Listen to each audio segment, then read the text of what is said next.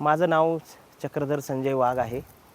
गाव रांजणी, तालुका आंबेगाव, जिल्हा पुणे. जाधववाडी गावच्या हद्दीमध्ये माझी शेती आहे 3 एकर. त्याच्यामध्ये केळीची लागवड आहे. आता पाटबंधारे विभागाचं पाण्याचं रोटेशन आलं होतं. रोटेशन त्यांनी पाणी ओढ्यानी सोडले,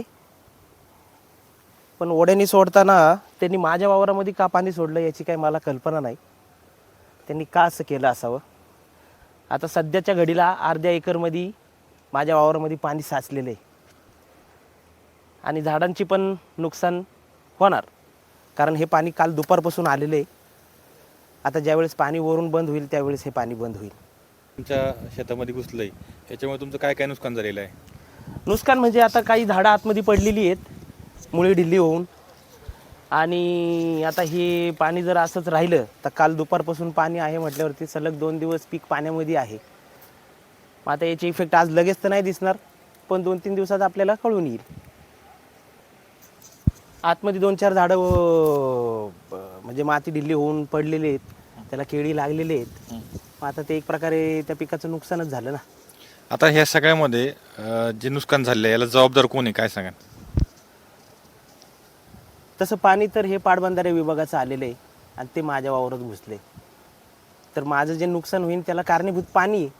पाणी सोडलं आहे पाटबंधारे विभागाने, तर मला कदाचित त्यांच्याकडेच धाव घ्यावा लागेल. याबाबत तुम्ही त्यांच्याकडे तक्रार केली आहे का? त्यांच्याकडे तक्रार मी आधीपासून करत आलेलो आहे, कारण आमच्या भागातून चाऱ्यासुद्धा गेलेल्या आहेत. मी फॉलोअप पण त्यांना बऱ्याचदा केला.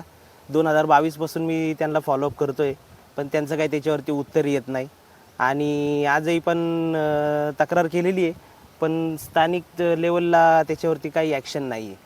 ते शकत नाही. पाणी वापर संस्था जी आहे ते तुम्ही तुमच्या स्थानिक लेवलला हे सॉल्व झालं पाहिजे. चाऱ्या जे काय आहे ते गाडल्यामुळे झाले किंवा त्यांचं नुकसान केल्यामुळे हे सगळं झाले का, काय म्हणायचं नक्की तुम्हाला? पोटसाऱ्या तर गाडलेल्याच आहेत. इरिगेशन डिपार्टमेंटचं काय आहे की लक्ष थोडं कमी आहे, कारण की जिकडं तिकडं मी पाहतोय तिकडं चाऱ्या केलेल्या आहेत, पण चाऱ्यांनी पाणी येत नाही. चाऱ्याच्या बाजूनी रस्ते यांनी ठेवलेले नाहीत. काहींनी चाऱ्या पण गाडून टाकलेल्या आहेत. मग याच्यावरती त्यांनी तत्पर ॲक्शन घ्यायला पाहिजे. आता हे जे काही पोटचाऱ्या असतील किंवा चाऱ्या ज्या गाडल्यात, तर त्या लोकांवरती कारवाई व्हावी किंवा या संदर्भामध्ये तुम्ही काय पाठपुरावा केलाय का? हा, याआधी मी त्यांना अर्ज दिलेले आहेत आणि अर्ज दिल्याच्या नंतर त्यांच्या पोच पण मी माझ्याकडे ठेवलेल्या आहेत. माझा फॉलोअप पण चालू आहे, पण त्यांच्याकडून काय म्हणावं तसे ॲक्शन होत नाही. आणि आता हे मुळात पोटचाऱ्या गाडल्यामुळं हे पाणी असं ओढ्यांनी सोडणं, लोकांच्या वावरांनी सोडणं, आता माझं जे नुकसान होईल त्याची भरपाई मला पाटबंधारे विभागाकडून घ्यावं लागेल आणि त्यासाठी मी पाठपुरावा करणार, तक्रार. एकंदरीत आता शासनाकडे तुमची अंतिम मागणी काय? अंतिम मागणी म्हणजे अशी की जे पाटबंधारे विभागाने जे चाऱ्या केलेल्या आहेत, पोटचाऱ्या केलेल्या आहेत, ज्या गाडल्या गेलेल्या आहेत, ज्या लोकांनी गाडलेल्या आहेत, त्यांच्यावरती कारवाई व्हावा. चाऱ्या परत पूर्ववत व्हावा, पोटचाऱ्या परत पूर्ववत व्हावा आणि माझं झालेलं नुकसान जे आहे ते भरून द्यावा.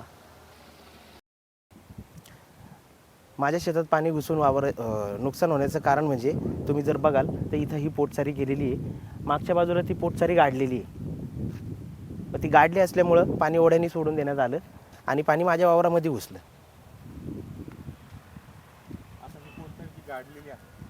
यामुळे तुमच्या शेतामध्ये पाणी शिरले असं म्हणणं आहे? हो.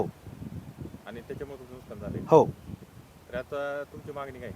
माझी मागणी हेच आहे की जे माझ्या शेतामध्ये पाणी घुसलंय, जे माझं नुकसान झाले ते माझं नुकसान मला भरून मिळावं आणि ज्या काही पोटचाऱ्या आहेत त्या पूर्ववत करून घेणे, ज्या मेन चाऱ्या आहेत ते पण पूर्ववत करून घेणे, त्याच्या शेजारचे रस्ते वगैरे सगळे व्यवस्थित करून घेणे, ह्या गोष्टीवरती पाटबंधारे विभागाने ॲक्शन घ्यावी.